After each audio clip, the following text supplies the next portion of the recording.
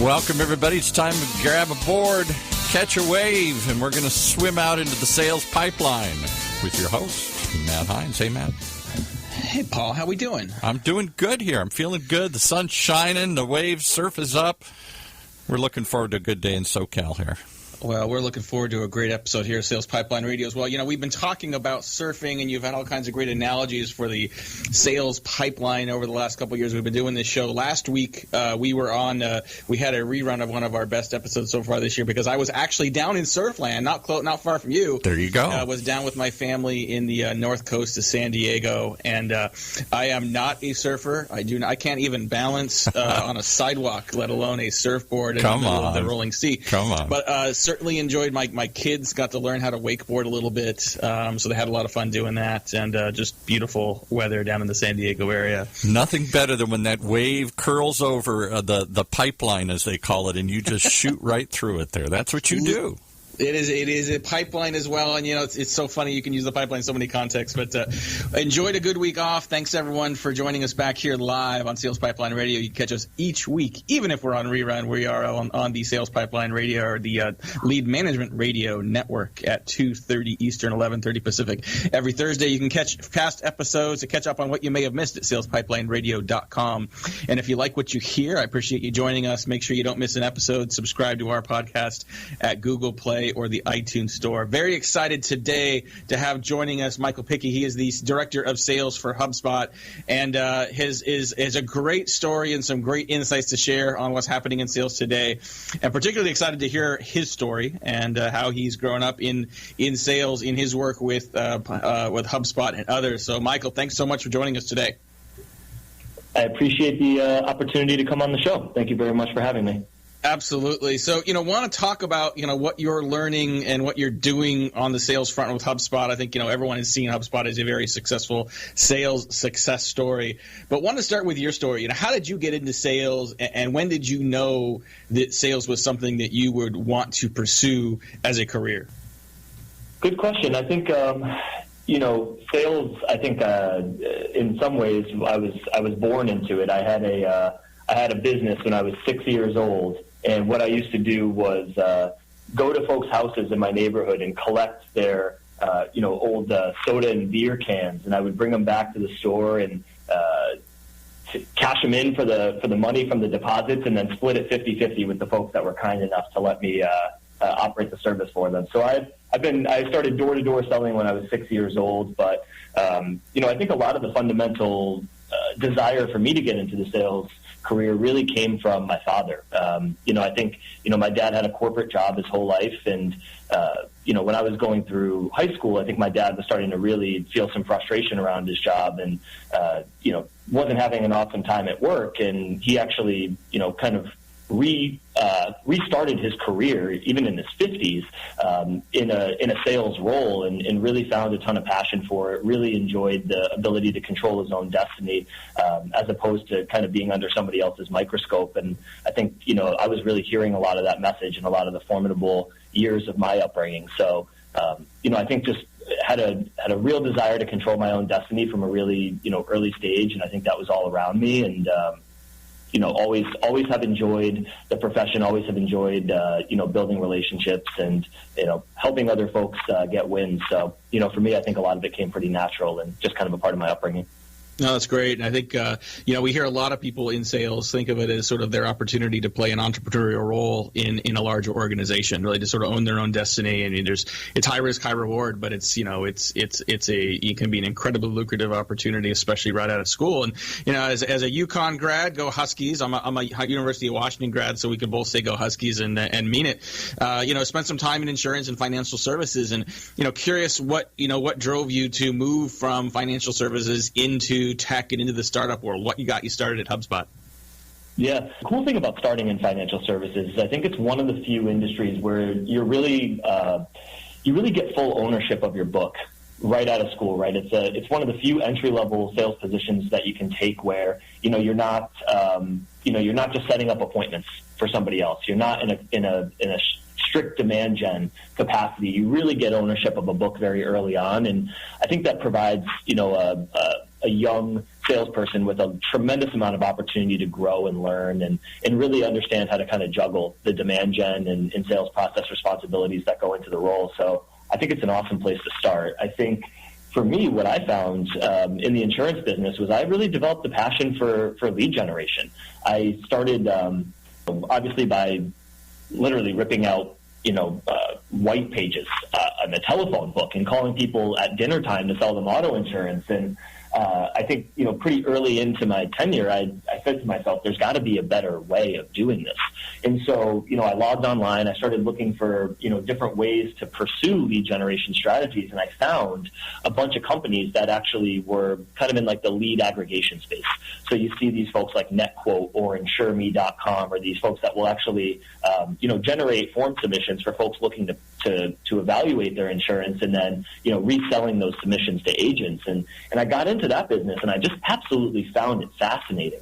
And really, really thought that the online lead gen was cool, really was fascinated about how it worked. And through my own kind of research, I stumbled upon HubSpot and really saw HubSpot as a way to, be able to, create that same effect for myself, which was cool, and take more of that lead gen responsibility into my own hands and have the power to affect that, from my individual seat, which I thought was really cool. And I became pretty fascinated with the idea of being able to teach and educate others on how to really, take their, lead generation into their own hands and how to be able to grow their business in an inbound way. And give people the education and tools necessary to do so. So I felt a really strong affinity towards HubSpot and what the mission was. And I wasn't seeking to go from insurance to tech. I was really just really enamored with HubSpot's mission. And I was really excited to jump on board and share the, share the learnings that I got, with others. I love that story. We're talking to Michael Pici, who's the director of sales at HubSpot. Great story, starting out right out of school in the sales environment, moving over to HubSpot. Tell me, you joined HubSpot, and very quickly you moved from an account executive to a senior manager to now a director of sales. You started, starting from scratch, in the organization. Tell us what's that like, and sort of what did you learn along the way? What were some of the lessons you've learned as you sort of moved up the ranks very quickly?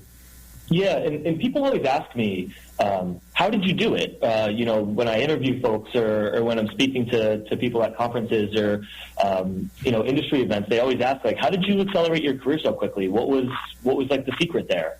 And, I think you talk to a lot of folks in the business that perceive it as, okay, if I'm an individual contributor in sales, what I need to do is I need to crush my number. I need to be the number one salesperson in my organization, and then I need to wait in line for the next management job to open up. That seems to be, when you talk to people, I think for the most part, the impression that folks are under for how to accelerate your career very quickly. And I took a very different route to being able to kind of climb the corporate ladder, if you will, but it really didn't feel like a climb of any type of ladder at the time.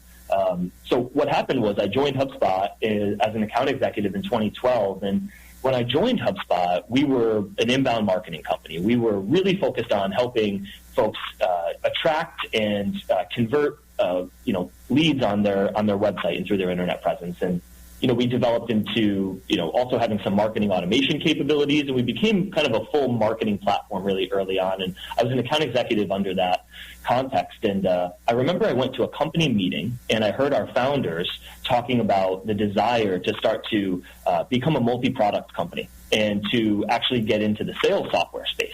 They were talking about they wanted to build CRM. They wanted to build a sales acceleration product. And I just said to myself, wow, like that's really where the puck is headed here. It's very cool. And the thing that I did was I said, okay, if this is where our company is headed, there's going to be a bunch of things that we're going to need to execute upon along the way to get there. They're going to need a marketing site. They're going to need lead gen for this new business. They're going to need a sales process for how to sell this thing. Like, there's going to be so much innovation that's going to be required in order to achieve this new mission that we're on. And I simply just got ahead of it. So I think the approach I took was to continue to do an awesome job in my day job, but then I took it upon myself to actually build the first ever marketing site for our sales products and our CRM. And so I put a website up, I branded it, I started doing my own inbound marketing and started trying to generate leads for our new product on the site. And 3 months into, my kind of nights and weekends project, I had a website that was generating thousands of website visitors a month and was generating hundreds of leads a month, for HubSpot's business. And it was pretty exciting, and I was feeling a little proud of it. So I sent it to our CEO, and I just said, hey, Brian, check this out. This is something I've been working on nights and weekends, and it's kind of aligned with, I think, where you want to head. And I got an introduction to the gentleman at the time who was tasked with kind of starting that new division of our company and building the new product. And him and I really hit it off and became just good friends through the process. Christopher O'Donnell, who today is our head of product at HubSpot, and him and I really bonded and formed a friendship. And he would ask me for my feedback on the new stuff he was working on. I think he appreciated from me that I was a builder and that I was kind of getting out ahead of stuff, and I was taking on and learning new things that were just outside of my specific role. So I actually joined that team in 2014. I never had to interview for the job, never had to do anything. They kind of came over to my desk and said, hey, pack up your stuff.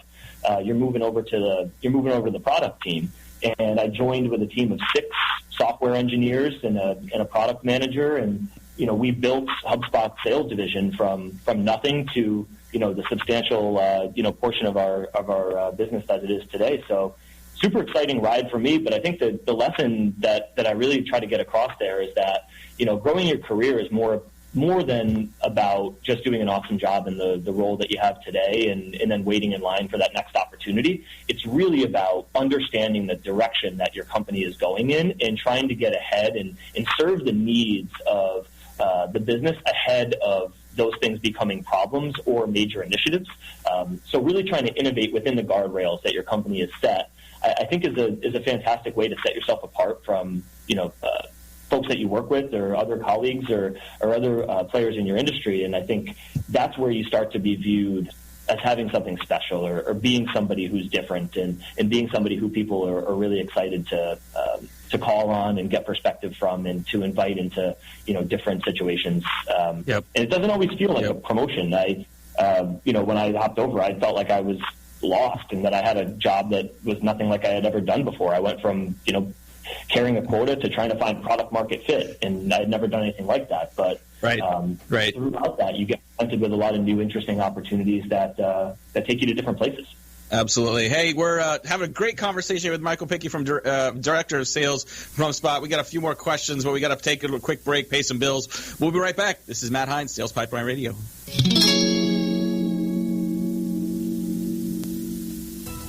It's no longer enough for B2B marketers to feed their sales team with qualified leads, supply them with content, and bid them good luck the rest of the way.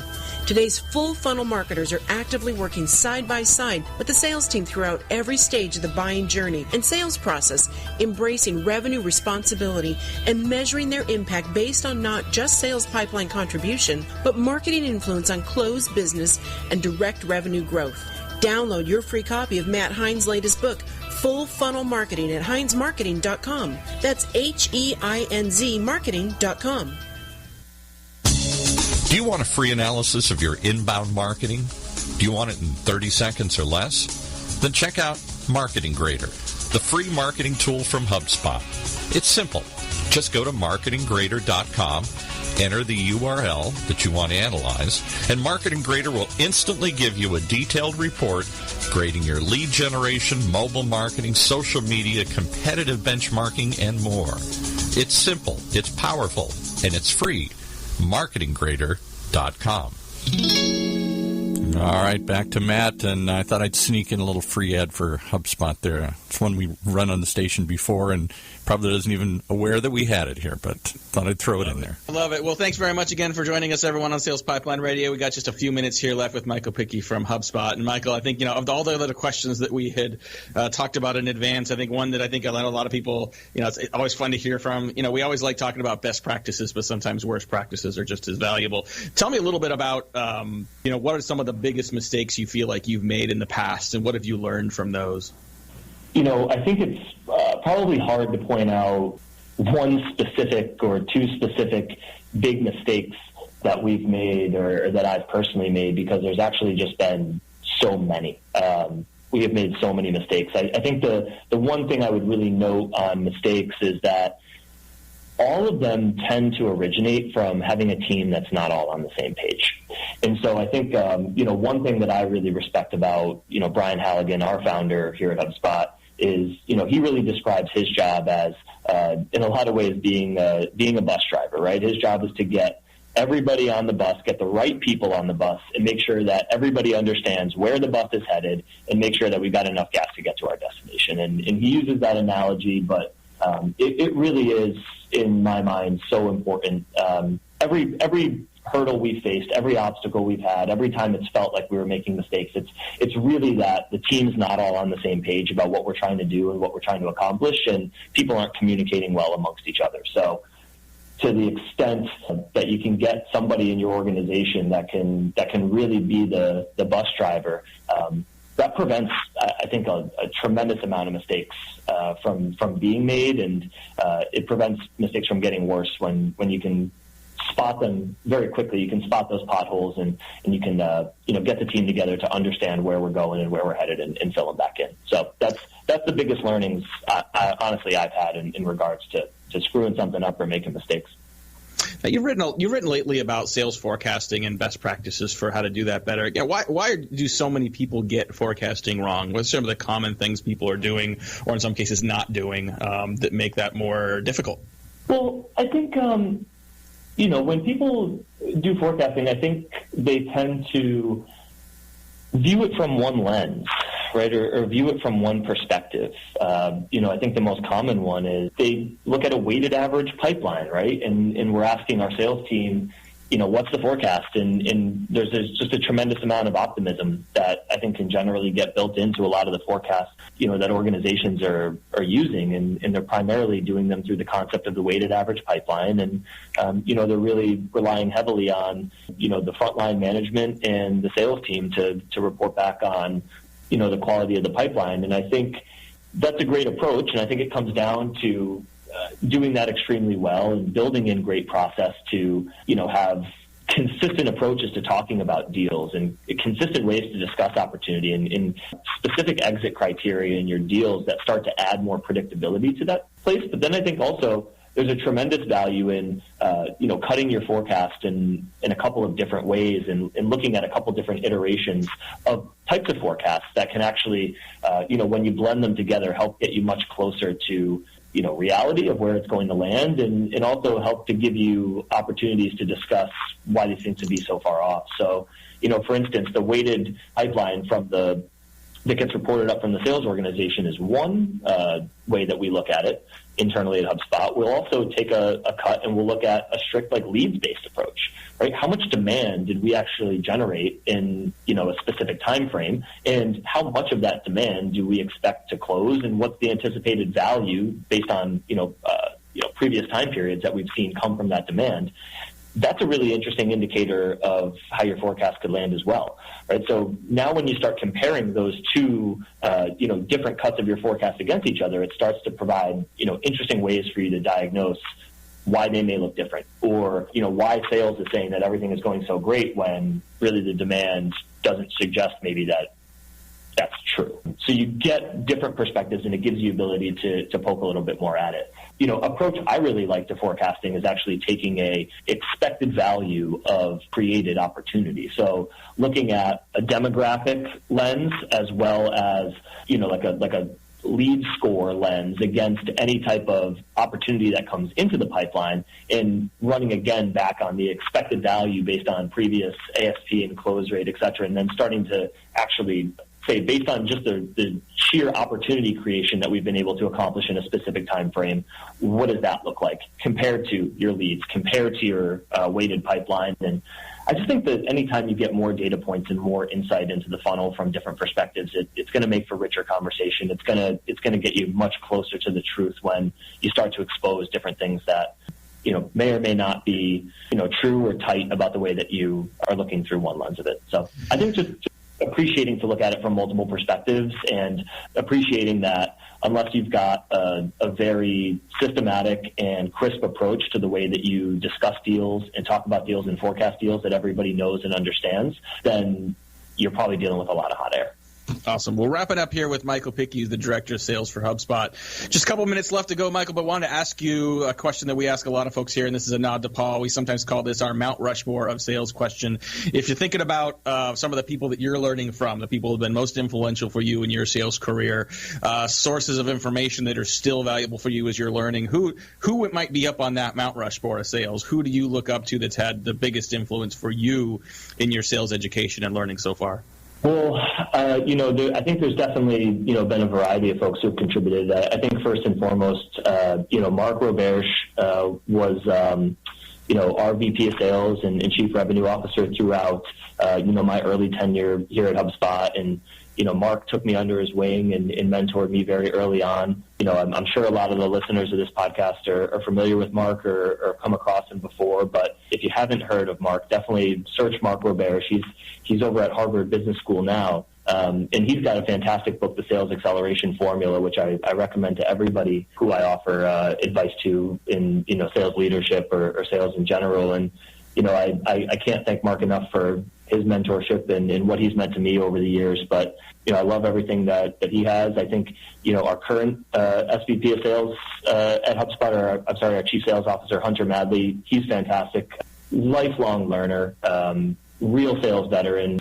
He's amazing and has brought me under his wing as well. And, I've just been lucky to work for folks who have been fantastic and have embraced me and who have been willing to mentor me and take the time. And so I've really been, phenomenally lucky there for some of the sales leaders that I've worked under.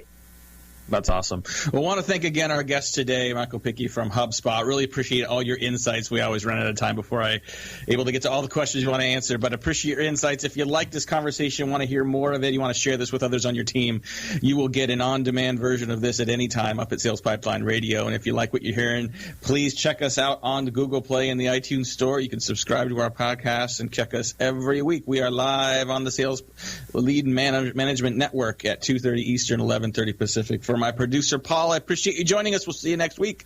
This is Matt Hines on Sales Pipeline Radio.